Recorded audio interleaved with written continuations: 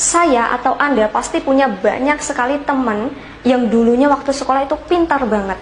Jago matematika, fisika, kimia, biologi, akuntansi, pokoknya semua materi akademis itu dilahap sama mereka. Tapi ada satu kenyataan yang agak aneh. Teman-teman kita yang dulunya pintar sewaktu sekolah, pas terjun di dunia nyata sekarang, di kehidupan nyata mereka, itu mereka hidupnya biasa-biasa saja. Kalah sama anak-anak yang dulunya waktu sekolah itu biasa-biasa saja, atau bahkan cenderung kurang dalam hal akademis. Apa penyebabnya? Penyebab pertama, orang-orang yang kita anggap pintar itu ternyata pintarnya cuma teori. Mereka tidak pernah mempraktikkannya. Bener gak? Mereka pintar hitung-hitungan, pintar baca rumus, dan pintar menyelesaikan soal. Tapi ya sudah, cuma sebatas teori.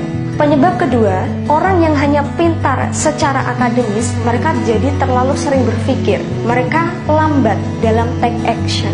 Anda tahu nggak, pahlawan devisa kita, alias para TKI atau TKW, mereka dulu waktu sekolah itu pengetahuannya biasa-biasa saja. Prestasi akademisnya biasa-biasa saja. Tapi mereka nekat, berani berangkat ke luar negeri padahal belum bisa bahasa Inggris. Banyak juga yang sukses di sana, ya nggak?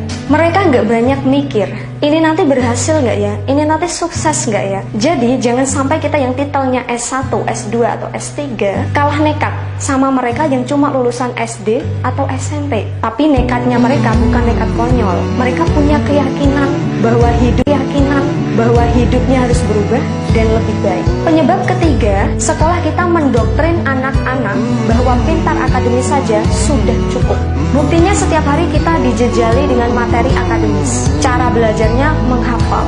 Tidak ada waktu untuk minat, hobi, atau potensi. Fokus belajarnya ya cuma untuk lulus ujian dengan nilai yang baik.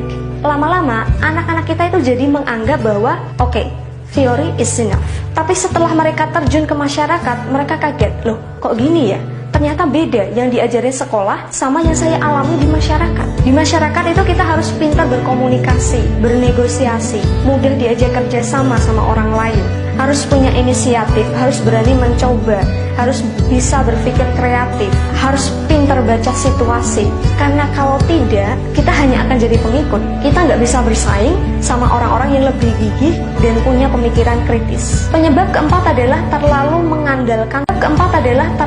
mengandalkan teori. Karena sejak kecil kita dididik untuk terus selalu baca buku, menghafalkan teori, tahu banyak informasi itu sangat bagus, dan ini akhirnya terbawa sampai kita dewasa. Setiap kali kita mau bertindak, kita cari referensi teori. Kita buat banyak perhitungan, pertimbangan. Ya, tidak ada yang salah sih dengan cara ini, tapi kalau kita terlalu banyak melakukan perhitungan, pertimbangan, lama-lama kita nggak akan take action.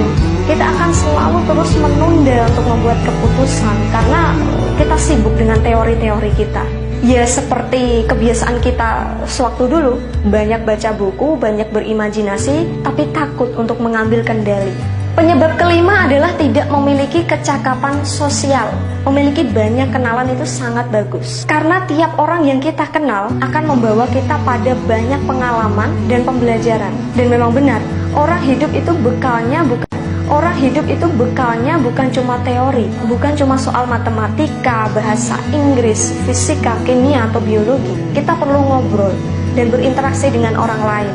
Kita perlu untuk belajar bagaimana caranya bekerja sama dengan orang-orang di sekitar kita. National Association of College and Employees in USA tahun 2002 pernah mengungkapkan sebuah hasil penelitian bahwa dari 20 karakter orang-orang sukses, karakter pertama yang paling banyak dimiliki adalah kemampuan berkomunikasi. Yang kedua adalah kejujuran, dan yang ketiga adalah kemampuan bekerja sama. Anda perhatikan ya, 3 hal utama. Yang pertama adalah kemampuan berkomunikasi, dan yang ketiga adalah kemampuan bekerja sama. 2 hal ini tuh kaitannya dengan kecakapan sosial. Jadi kalau anak kita hanya belajar teori dan melupakan kecakapan sosial, maka mereka akan sulit untuk bersaing di dunia yang semakin kreatif ini. Dan tahukah Anda kalau nilai bagus atau IPK itu urutannya ada di nomor 17 dari 20 karakter itu tadi.